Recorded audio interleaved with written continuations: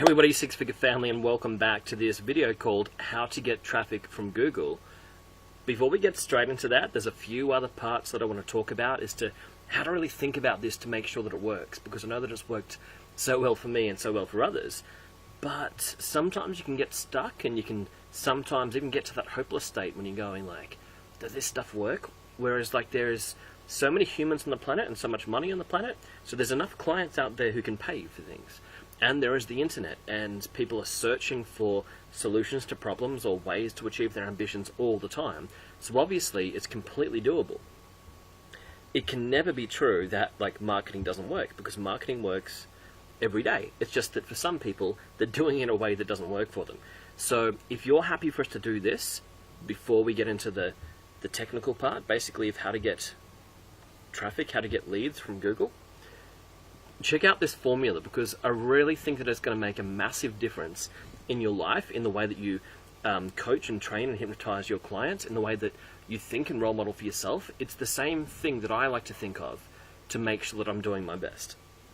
So check this out. So when it comes to what we call game theory, this is so powerful, so super powerful, that it's going to change your mind on exactly how you think for yourself and how you teach your clients how to think, because that's how you become a role model. That you don't win rapport with people by telling them how to think in the short term. You win rapport with them telling them how to think in the long term. So this is like, for instance, like if we said to someone, how could you do this week better? Sometimes, even though it can sound like the right question, it can break rapport because it sounds like you're having a go at them.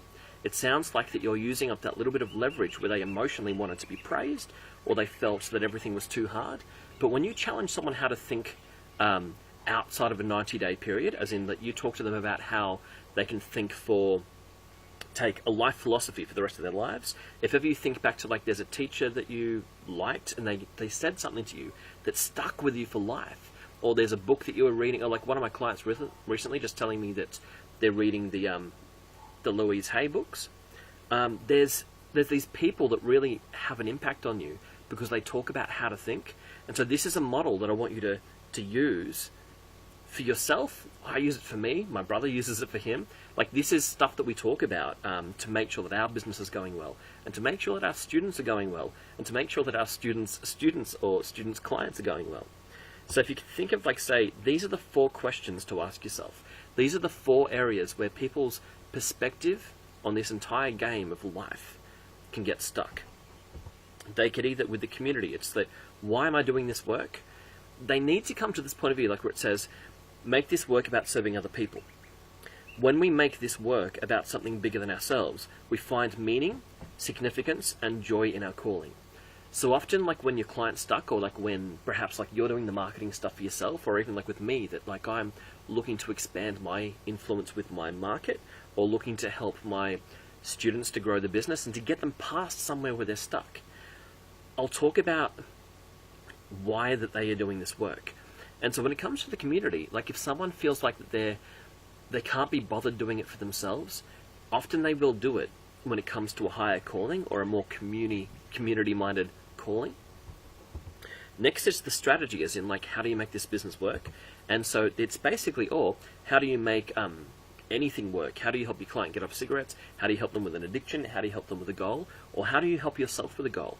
It's literally, you map it out into manageable steps. It has to be steps that are manageable. So in your case, it could be read the manuals, watch the videos, and ask the questions and do the steps.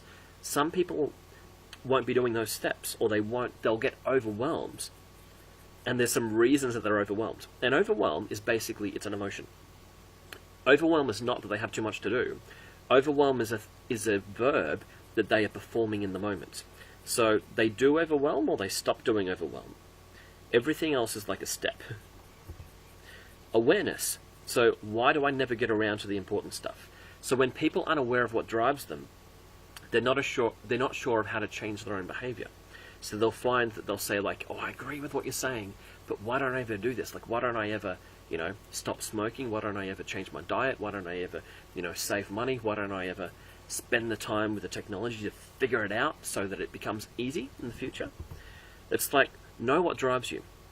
Your own dreams, desires, fears, and frustrations.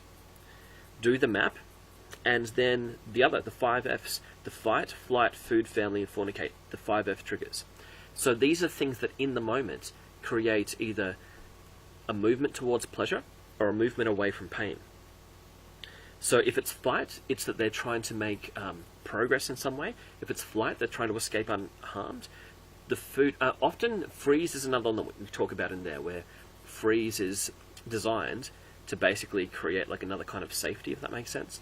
And then there's family, which is like people, when they feel that they are either not safe or they're worried about their future, they tend to gather. That's why so many people go to these seminars to be around the network, because they feel that if I'm just around other people that are working on this, then everything will be okay.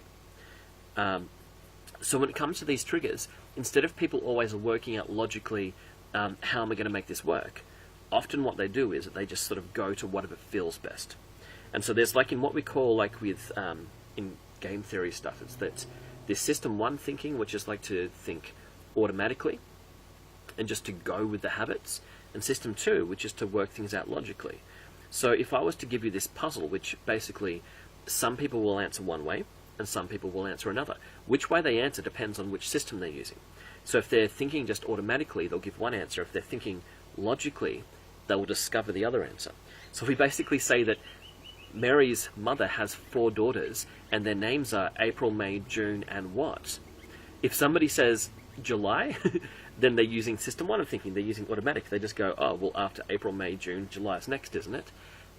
But with logic, we basically said that Mary's mother has 4 daughters. We don't know what Mary's mother's name is, but we know that one of her daughters must be called Mary because it's Mary's mother, and she has 4 daughters.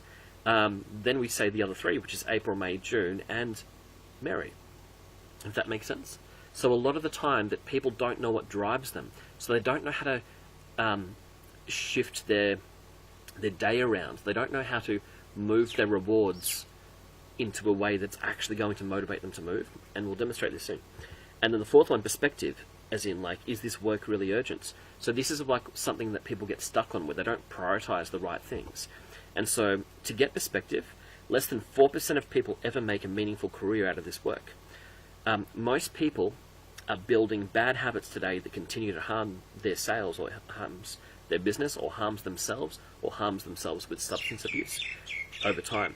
So to start now and to think long term, it is urgent to start building the habits right now.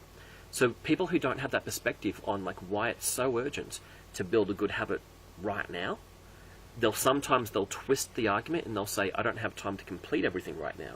And you go, well, it's not about completing everything, it's about starting on your habit. So if you don't start a habit now, the chances are, the perspective is, the stats tell us that you never will, or that your client never will. That's the urgency. The overwhelm, when they think that they need to complete everything right now, which is just kind of like a bit of mindset stuff, where they don't realize that to build a habit doesn't take any size of effort at all. All it really takes is starting. So these are the 4 gates to success, or these are the 4 doors that a person needs to walk through in order to be able to get what they want. They need to be able to do it for the community. They need to have the right strategy, the awareness of what drives the behavior, and the perspective of what's real.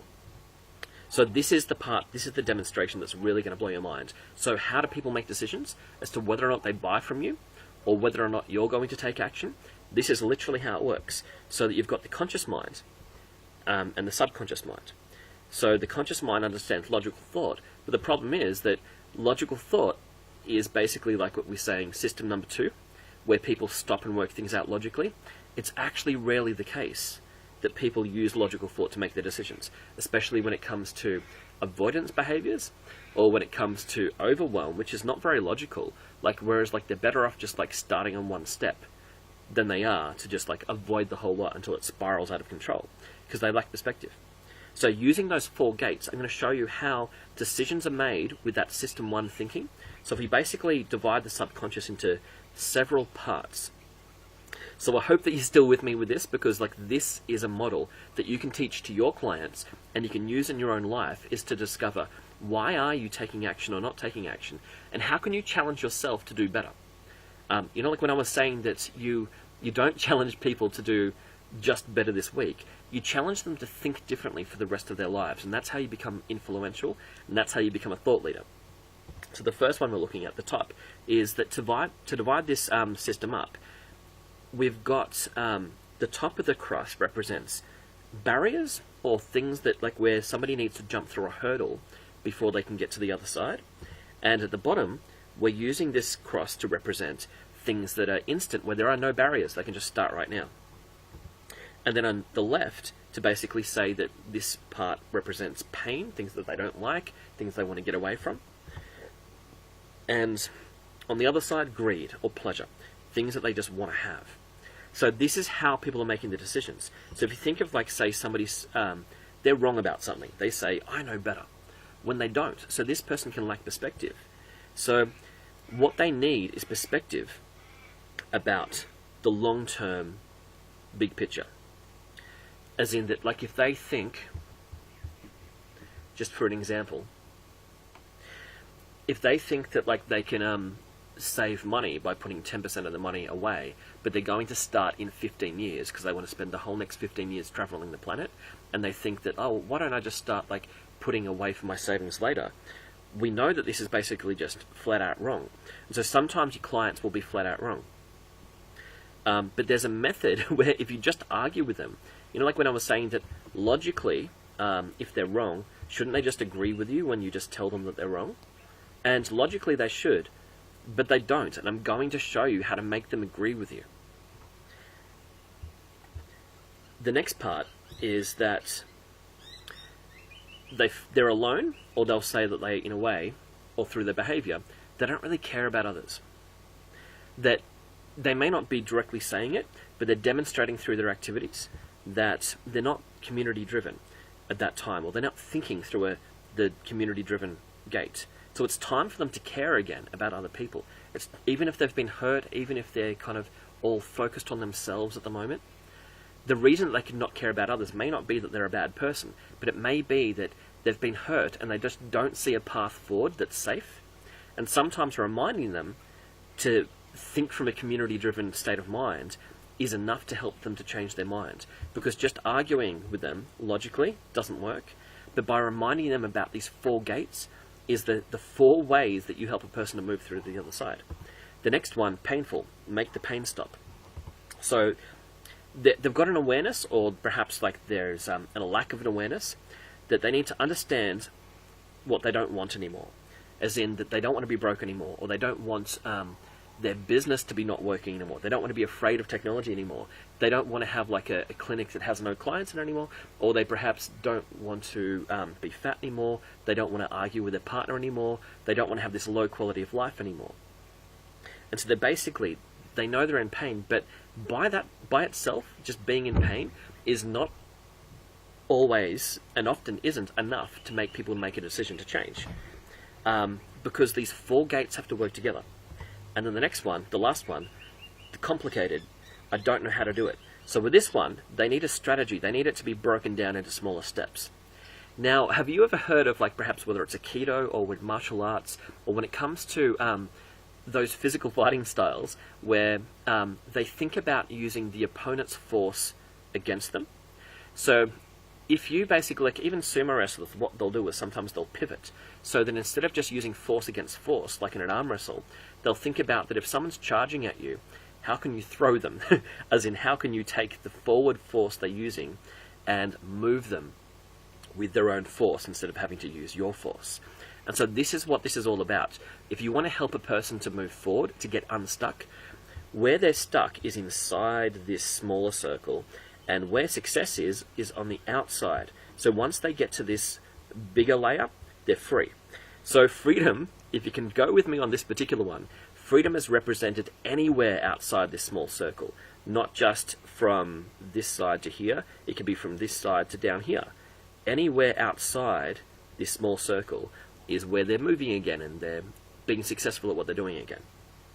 So often what happens, like if you just think about a scenario where you're having an argument with somebody, or you're trying to help a client, or you're trying to help yourself, and you're almost even just having an argument with yourself perhaps, and you find that someone lacks perspective. So let's actually start with before perspective. Something is too complicated. They don't know how to do it. So your most common response to that person is to basically to give them strategy and to break down the steps into smaller pieces. Now, if you think about that, this person that you're trying to help, you're trying to bring them from this part, which is, it's all too complicated, I don't know how, and you're trying to drag them out here to like where, well, here's a strategy. I've broken down the steps now that you can understand them. But the other person is afraid and they're dragging themselves back inside this box. So if you think about their energy is moving to the top left and your energy is moving to the bottom right, and you're actually just kind of using force against force. Imagine that you go with them and you push them all the way up to the top left. So if you look at what this is, let's say that they say to you, this is complicated and I don't know how to fix it. And instead of you breaking down the strategy, you actually give them perspective. You give them the opposite quadrant. And you say, yeah, well, most people never figure this out. Only 4% of people ever do. And so that if something doesn't change, then it's likely that it's going to stay complicated. So just thinking about what I've done there is that I've actually agreed with them and I've used their force to get them outside of this circle. Because you can always come back later and give them a strategy, but now they're not fighting you. You've used this rapport to help them with their thinking style. So this is like, we use this for sales, we use this for coaching, and we use this for our own personal introspection, like when we're thinking about how are we doing. And so this is something that works so well that I really want you to use it on yourself and others, and just check out how it works, and come back and let me know what happened. So let's do the reverse of that. So let's say somebody's wrong and they say they know better. Let's say that they'll go, what I'm going to do to lose weight is that instead of cutting out like this ridiculously high sugar-rich diet, I'm just going to go to the gym 7 days a week for 4 hours a day. And if that doesn't work, I'm going to go twice a day. So that's 8 hours a day, 7 days a week. But I'm going to keep eating rubbish, and I'm going to keep eating, like, whether it's just Doritos, just keep drinking alcohol, just doing whatever. And I'm just going to try to exercise my way out of it. So they're just wrong. They're just flat out wrong. So if you then basically say to them, like, the perspective is that you're just wrong and you need to change your mind, logically they should, but they don't. Imagine you go the other way, and instead of trying to, like when they're trying to force you back into the circle and you're trying to force them out to the top left, imagine if while they're forcing down and to the right, you go down and right with them. And so then you end up here and you go, actually, just let me show you a simpler way. And then you give them a strategy and you break down the steps. So this time you basically say to them, like, if you think about it, how many bags of Doritos does it take to get enough nutrients for your body not to be hungry anymore? And then you show them, let's say, like 3 to 5 pillars or 3 to 5 moves. Everything that you do should never take any more than 3 to 5 steps or 3 to 5 main moves. And nothing should really take more than 90 days. Like, no project that you do should take more than 90 days. The same as with your clients, whether it's health, relationship, time, money, or happiness, nothing should take more than 5 moves in 90 days. So that's where you just give them a simple strategy. You say, like, well, just let me start you on a plan. Do you see kind of like how you're actually more likely to gain agreement from people doing it this way? Another one, so let's say somebody, they're in pain and they just want the pain to stop. But in a way, like when you say to them, like, but if it's so painful, why don't you change your behavior? And they'll go like, yeah, you know what, like it really hurts to keep arguing with people, but you know what, I'm just going to keep arguing with people because I know that I'm right. Like, yeah, but you're in pain, so why don't you stop? Why don't you find another way? And the pain itself, and even the awareness of understanding that they don't want the pain anymore, it's not enough to make a lot of people change their mind. Like when you ask somebody to do something, they say, like, you know what, it's really difficult and it's really painful. It's painful to stay and it's painful to change. They often just opt out and decide to do nothing, like they literally freeze. So this time, so again, like while they're trying to drag you to the top right and you're trying to drag them to the bottom left, go top right with them and check out what happens when you say, well, who needs you to be strong for them right now? Bring them back into their community. So like when they're saying that they're in pain and they need to change, but they're just not doing it, logically they should just change. But people aren't logical that way. So you bring them back into the community and you ask, who needs you to be strong for them right now? And then the last one, they're alone and they're seeming to like not care about others, and they'll say like, you know what, I know that I should, like with my life, I should do more, but I don't really care. If, in a way, it's not that I don't care about other people, but I've been hurt too many times, and I just don't think I want to put out that kind of energy into the world anymore, because the world just doesn't deserve it. So if you, again, while they're trying to drag you back into the bottom left, and you're trying to drag them back out into the community, every time you try to drag them to the community, they've already said they don't care about the community. So you drag them bottom left because their energy's already going bottom left. You just need to keep adding momentum to it till you get them outside of this little circle, and anywhere outside of this circle is a win. So with this one, when they're saying that they don't care about others, just say, well, does it hurt to stay where you are right now? For you, for yourself.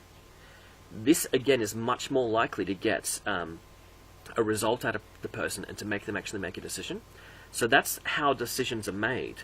And so I know, at the moment, the page is looking a little bit scribbly, but this is so super powerful that these are the 4 gates that people need to walk through: the perspective, the community, the strategy, and the awareness. But if you use the wrong one in the wrong order, then, or even for yourself, if you try to motivate yourself using the wrong one in the wrong order, it's not going to work. So that's where, check out what happens when you use its opposite. So every time that you feel that you want the pain to stop, ask yourself, who needs to be strong for you right now? Every time that you feel that perhaps maybe others don't deserve your efforts, just ask yourself, well, does it hurt to stay where you are for you right now? And is it time to change? Every time you feel like maybe it's really complicated and you don't know how to fix it, just ask yourself the perspective question. Well, if most people never figure this out, and only 4% of people ever do, isn't it then time to change? Or if ever, you just find yourself just arguing and just feeling almost superior to reality, get a map. Get someone else's map and make sure it's nice and simple. Make sure it's something you can follow. So now moving on to the actual Google stuff that we were talking about. So SEO drivers, or search engine optimization drivers, how to take advantage of the internet. So these 6 steps we talk about. So tell Google that you exist. Use this URL to tell Google about your web page. So it's www.google.com/webmasters/tools/submit-URL. The next one, True Local. And again, I'm not going to read out every URL here, but get on the free directory listings. Make sure that people are finding you for free.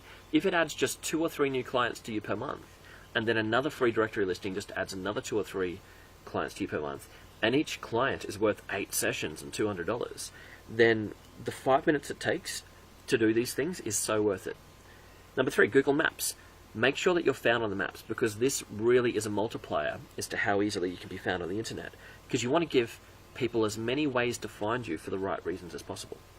Google Blogs. This is where there's a story I'll tell you about how I got onto the Hamish and Andy show in my first year of business. And I did it by accident, where another friend of mine was trying to get onto the show, and I wasn't, and they managed to find me and not my friends. And there was a particular strategy that I used that I didn't know was going to achieve this for me. So YouTube, again, it's the hottest search engine today, and it's worth it. Again, if you're doing videos, why not put some on YouTube? And then quality content, don't cheat the system. So think about the human at the other end, because again, as Facebook keeps changing its algorithms, obviously every platform out there, including YouTube, Google, and as new ones pop up, they're always going to come back to their grassroots eventually. As in, they're always going to think about the core reason that they were there, which is that they're there not for their advertisers. They get monetized by their advertisers, but they're there for their core users. So something like Facebook, that people like Mark Zuckerberg really wants Facebook to be for Facebook users, so that they don't want to get too spammy, because spam causes people to leave those platforms. So obviously, don't cheat the system. Just think about what would a person on Facebook, what would a person on YouTube, what would a person on Google actually want to see once they get there? So with Google, declare your web page to Google. This is a very, very quick thing to do, that if you basically type in, again, google.com/webmasters/tools/submit-URL, you can tell Google that you exist. Because you just think about it, how does Google know that you have a web page? How do you get traffic from Google to your web page? That besides paying for it and doing blogging and things, often Google doesn't even know that your page exists. So using this, you can actually just tell Google, hey, Google, guess what? I've got a web page. Using TrueLocal and other free directory listings. So you can go to Google and type in free directory listings. Sign up for them all because each one is worth it. A friend of mine that I helped with his massage business, we spent 10 minutes one day on TrueLocal. And for years, he kept getting the phone ringing. People asking, can I come for the massage service? 10 minutes for free. Not even a single dollar. Like, we never spent any money on his business for traffic. And it was amazing. He didn't even have a web page. He just had a free TrueLocal directory listing. And even after 60 days, like once you've been on TrueLocal, they actually submit you to Google Maps for you. So there's multiple advantages to being on it. Google Maps, again, how to be found, so that Google has a few different ways that it shows up results. It'll show up, sorry, I'll go back. It shows up YouTube results for particular searches. It shows up like a map of different places, and so that if you're not on the maps, you tend not to really have that much of a chance to be found. And so that, again, you go to google.com/business, and you can end up on the map by just telling it where you are. Google Blogs. This is something that I used to get onto the Hamish and Andy show. And there's another technique I used as well to get on the Hamish and Andy show. So like this particular one, for like one of my top clients from years ago, that all he did was write something like 200 words every 2 or 3 days, and he just did a Google blog. He put in the right keywords because he was doing quit smoking stuff, and he made sure instead of putting in keywords like just hypnosis, he put in keywords that the customer would actually type into Google, such as quit smoking. And so I used techniques like this to become #1 on Google organically, really quickly when I knew nothing about the internet or web pages. So this technique, just like blog something and always make sure that you've got a link back to your web page. And not the other way around. As in, like, you don't need to have a whole list of all of your blogs on your web page pointing outwards. You want everything on the internet to be pointing inwards towards your web page. And then YouTube. Video is the best. Get seen and heard on all the search engines. So you can see, like, what this is a picture of is like when I typed in how to juggle, the first result that showed up was a YouTube video. So basically, when you type stuff in for Google, or when your customer types in stuff in Google, YouTube results show up. When people type in stuff into YouTube, Google results don't show up. So now YouTube is the biggest search engine. And quality content, don't cheat the system, just think about the human. So like when I've got this picture of Hamish and Andy here, it's that I basically built this this 2-disc CD set, which you've got on quitsmokingtraining.com, and you can see the script that you can download. So what's really weird is that people, because I'm a bit of a rebel, and people kept trying to scare me when I first started in the industry, and so this is basically that rebellious nature and determination is how I got to see up to 40 hypnotherapy clients per week so quickly, so easily in my first 6 months of business, and how I got into the Hamish and Andy show for free in my first year of business, is that when I made these CD sets, I showed it to people, and they tried to scare me by saying, the quality of the content is so good that you've actually bothered to think through what people would want in a CD set. So you should never share it with anybody, and make sure no other hypnotherapists ever get access to it. And so that I've gone, what I'll do? I'll put the CD set transcript on my webpage for free, so my customers can see it for free, and my competition can see it for free. I was literally just kind of being just a bit cheeky, thinking, I'm not afraid of all this scarcity stuff that people are trying to fill my head with. And so because Google kept seeing that I had new, fresh, quality content, I showed up #1 on the search engines, for so long, for hardly any effort. And so then when Hamish and Andy were looking for a hypnotist to be on the show, they Googled me, and I was the first result every time. And I basically said, I don't really want to do it. But they insisted. And so I got hundreds of thousands of dollars worth of advertising for free, played all around Australia, and it was incredible. Whereas a friend of mine who wanted to be on the show kept calling and couldn't get through. But they called me. And I had Cackling Jack, who was the protege of Hamish and Andy. I got to talk to Glenn Robbins and even Andy Lee at his prime of fame, basically introducing me as Scott Lawrence from Lawrence Hypnotherapy in Croydon.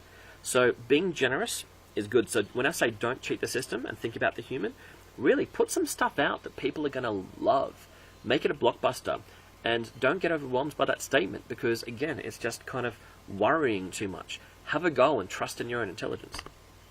So quality landing pages, think about the logo, either do it yourself or spend $5.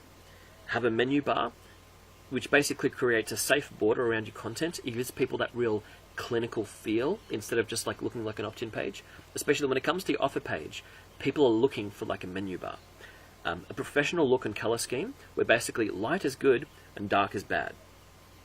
You need the hook, like when we talk about the hook offer call to action. Use the headline generator, which we'll talk about again soon. Create an offer, which as a minimum needs to have the name, the steps, and the price, and have a call to action, include a call to action that has a phone number and a suburb, and then also have a form capture that asks for your client's name, email address, and phone number.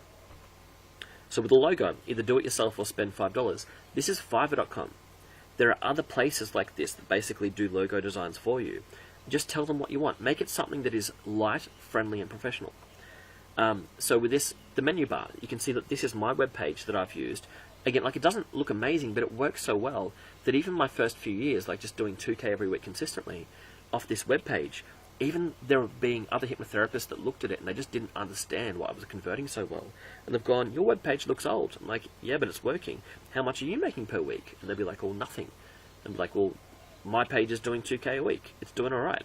Because it's nice, beautiful, friendly, it's well spaced out, and it has the menu. So the menu is like something that people are looking for, and so that's our logo, or my logo.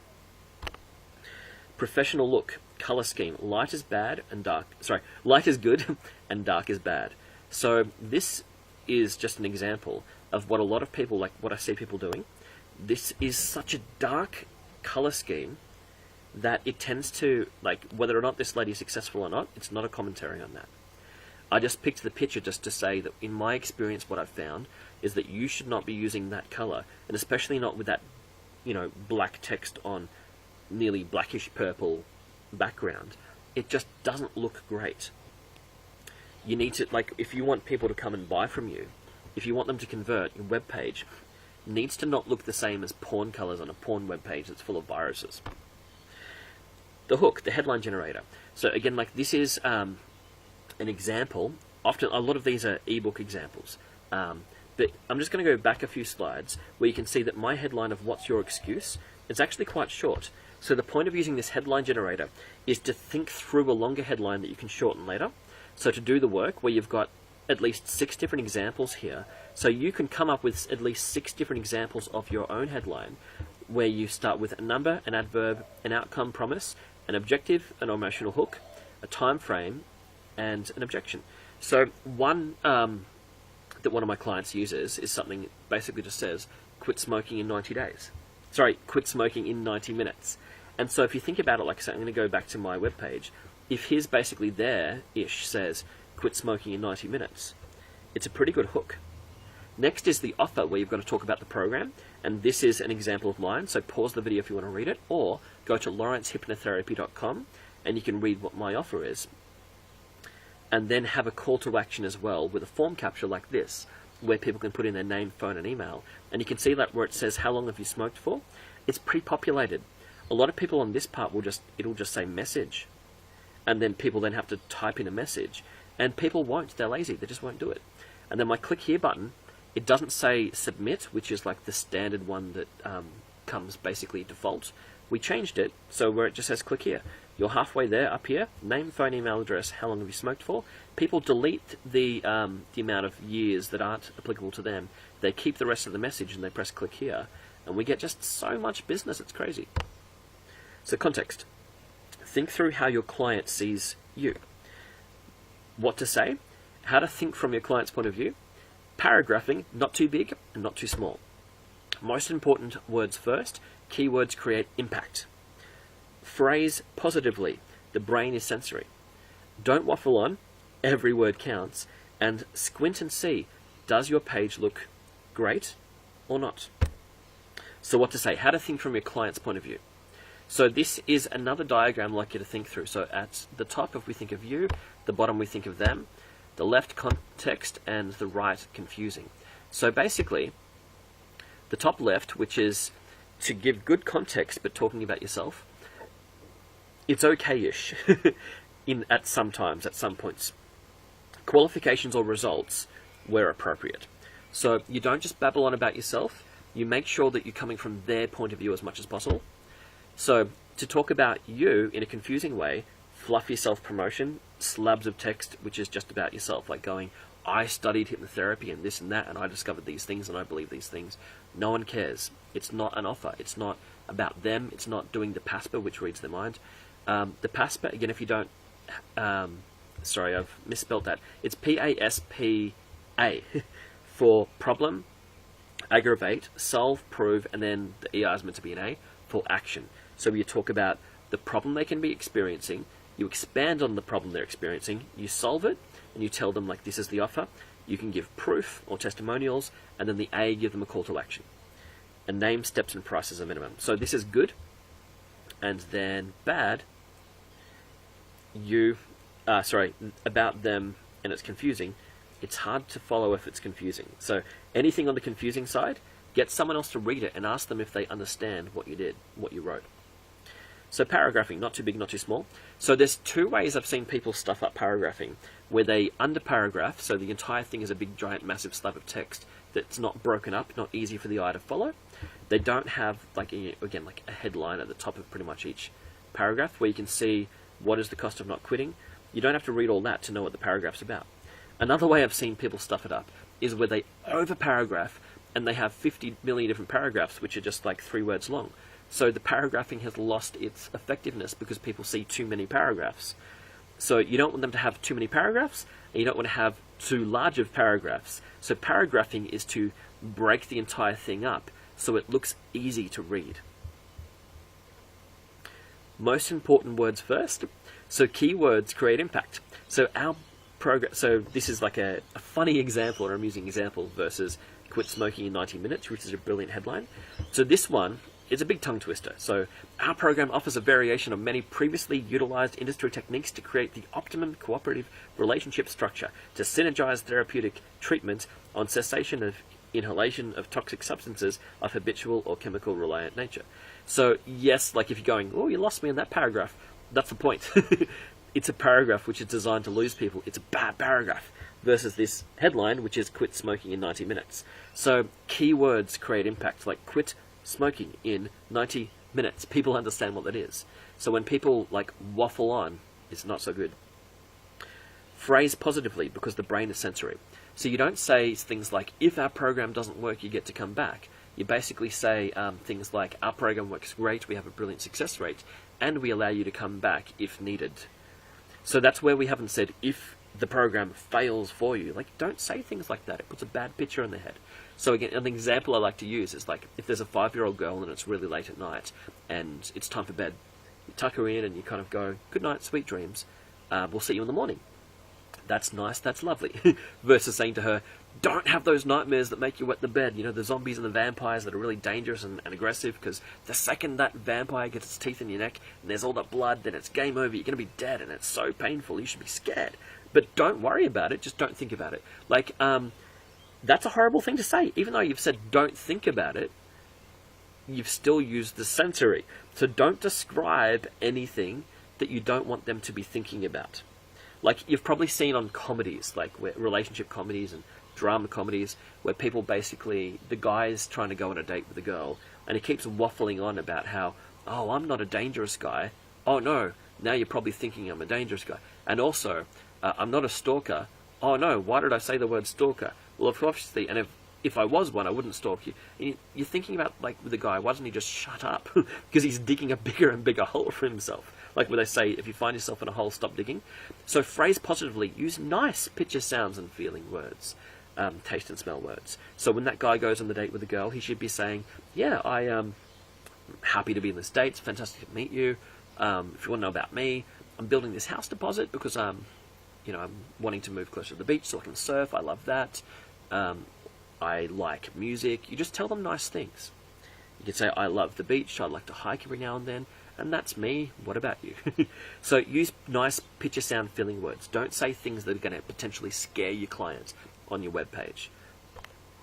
And again, like with the don't waffle on, every word counts. This is an example of, just a page that I was helping somebody with, where this is actually a button, believe it or not. It doesn't look like one because it's a terrible button where it says you're almost there, click here to claim your $100 off and to get started, or for some more information. So not only like does it not look doesn't look like a button, and it's begging to offer a discount, and it's giving them two different options. So just don't make your web page just so many giant slabs of text that it just loses its point. Because even like with the headline of here is what you get, and then down here you've got the smaller text saying quit success program, it kind of sounds like you're trying to quit success instead of quitting cigarettes. See, the headline here should be basically quit smoking cigarettes, or make an appointment to quit smoking, or quit smoking in 90 minutes, something like that, versus here's what you get. So every word counts, especially early on. Then all this, yes, I want to quit, yes, I want $100 off. The $100 off is basically, it's not the point. In that AIDA acronym of attention, interest, desire, action, it's racing ahead to the end of the acronym of like begging for action and begging for desire versus getting their attention and interest in the first place. So another thing about this page is, yes, nobody's going to read it. Nobody's going to read from top left to bottom right because it's too much text. So squint and see, does your page look great? So again, this is by the same guy that he put this together and helped him with it a bit.